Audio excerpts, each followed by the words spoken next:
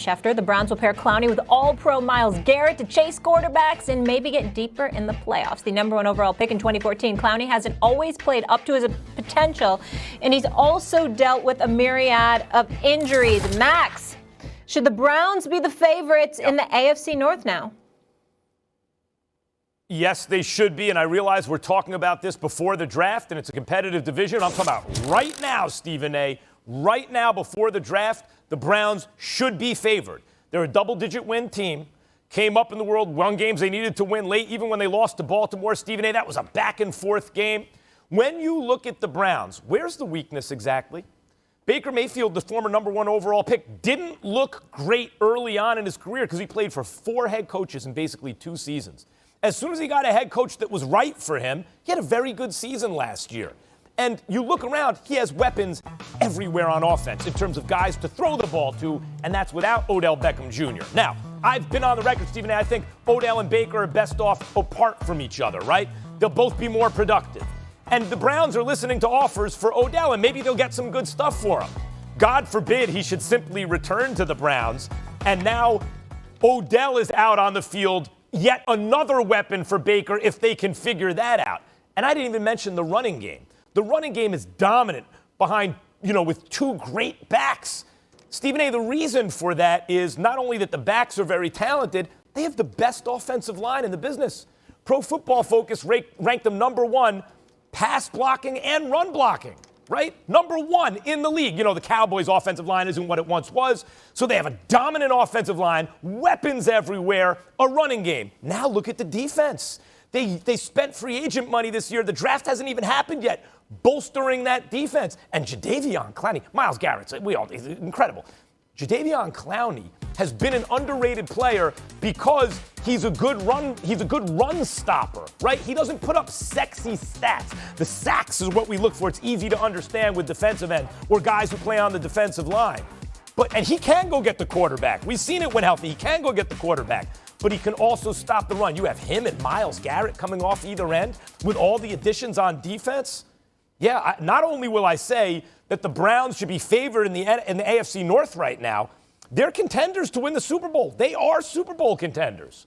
Well, they're contenders, but I'm not gonna give them the nod as the favorites because they're the Browns. What can go wrong will go wrong to some degree by Lake Erie. This is what it has been, and this is what it will continue to be. Now, they've obviously improved. You got Baker Mayfield that went up in touchdowns from 22 to 26 from the previous year, but he went down in interceptions from 21 to 8. So Kevin Stefanski deserves a boatload of credit. He did a hell of a job last year as the head coach for the franchise. Him and Barry as the GM, obviously an African-American, very, very proud of what he's doing thus far. They're definitely a contender. I'll give them props and credit for that. I don't know how big of a pickup Clowney is. Remember that Clowney is supposed to be somebody that can register sacks, Max. He's got like 3 in the last 2 years. Not a single sack last year in the 8 games he played in Tennessee, just 3 the year before he played in Seattle. And let's also be honest about the fact that he's lost out because this guy was looking for about 18 to 20 million a year when he ended up departing from Seattle. And now he's signing 1-year deals worth up to $10 million. Obviously, there's incentives in that contract that's going to get him to $10 million. So somewhere along the way, what you feel about him, evidently a lot of people don't because they ain't willing to pay him to have them on their team, the exorbitant amount of dollars that he was looking for. Him being there with Myles Garrett and Sheldon Richardson, I get it. They're formidable, no doubt about it. But when I look at the rest of the AFC, this is the AFC North that we're talking about here. And I think it's the division that has been historically owned by Pittsburgh or Baltimore, and I think that will continue to be the case. When you've got Lamar Jackson being as electrifying as he is, and you've got faith in an organization that'll probably get him some help. They're Rough Riders, they're experienced, they know what they're doing. I like what I saw from them in the playoffs, even though they lost. They were highly competitive, and I look at it from that perspective, and I say on paper, the Cleveland Browns are definitely contender, and they're real and live, as you would say, Max, and I don't disagree with you, but in the end, I really, really do believe it comes down to Baker Mayfield, and even though he has improved, and he did have a good second half of the season, got them to the playoffs, got a playoff victory over my Steelers. Baker Mayfield deserves a whole lot of credit. I get all of that.